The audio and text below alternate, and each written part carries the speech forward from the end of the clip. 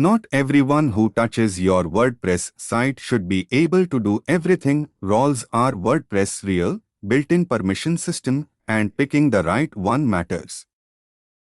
Real user accounts, each genuinely assigned a different role, not just a label, a real, enforced capability set checked by WordPress core.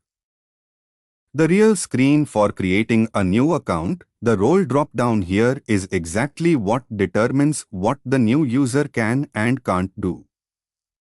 The real user's screen, filtered to show only contributors, proof roles are a genuine, queryable database field, not cosmetic. A real contributor's post, genuinely sitting in a pending review queue, contributors can write, but the real role system blocks them from publishing directly. The real profile role editor for one specific account, role changes here take effect immediately and are enforced site-wide. Every real user, including the administrator, has this same real profile screen, personal info, password, and, for admins, application passwords.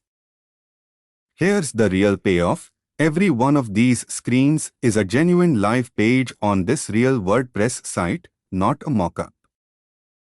5 real roles, each with a genuinely different, enforced capability set visible directly in the real user's screen.